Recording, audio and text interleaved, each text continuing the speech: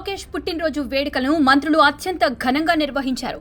అన్ని నియోజకవర్గాల్లో పార్టీ నేతలు, మంత్రులు, ఎమ్మెల్యేలు, కార్యకర్తలు ప్రజల సమక్షంలో ఈ వేడుకలను పండుగ వాతావరణంలో జరిపారు. విజయనగరంలో ఈ వేడుకలను మంత్రి కొండపల్లి శ్రీనివాస్ స్వయంగా పర్యవేక్షిస్తూ నిర్వహించడంతో పార్టీ కార్యకర్తలు, నేతలు హర్షం వ్యక్తం చేశారు. జిల్లా పార్టీ నేతలను సమన్వయం చేస్తూ సీనియర్ నేత, మాజీ కేంద్ర మంత్రి అశోక్ గజపతిరాజు, ఎంపీ అప్పలనాయుడు జిల్లా ఎమ్మెల్యేలతో కలిసి మంత్రి వేడుకలను విజయవంతం చేశారు. ముఖ్యంగా రక్తదాన శిబిరం ఇక్కడ హైలైట్ అయింది. 2000 మంది రక్తదానం కొరకు హాజరు కావడం గమనార్హం. వాస్తవానికి 1000 మందితో కార్యక్రమాన్ని నిర్వహించాలని ముందు భావించారు. కానీ 2000 మంది హాజరై 1000 మంది రక్తదానానికి నమోదు చేయించుకోవటం విశేషం.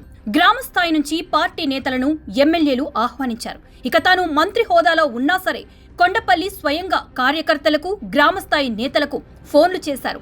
తానే వారధిలా వ్యవహరించారు మంత్రి. ఈ కార్యక్రమంలో మొత్తం 800 మంది రక్తదానం చేశారు. 700 యూనిట్ల రక్తాన్ని సేకరించారు. NTR trust Bhavan, rotary club, ప్రభుత్వ బ్లడ్ బ్యాంకులు, రెడ్ క్రాస్ ఇలా దాదాపు 6 సంస్థలు ఈ కార్యక్రమానికి హాజరయ్యాయి. అయితే దీనికి సంబంధించి సోషల్ మీడియాలో ప్రచారం చేయడంలో జిల్లా నాయకత్వం విఫలమైంది. ఇంత ఘనంగా కార్యక్రమాలు నిర్వహించినా సరే మీడియాలో కూడా హడావిడి జరగకపోవడం గమనార్హం. ఇదే కార్యక్రమంలో చిన్నారులతో కలిసి కేక్ కట్ చేసిన సందర్భంగా 27 మంది విద్యార్థులను దత్తత తీసుకున్నారు నేతలు.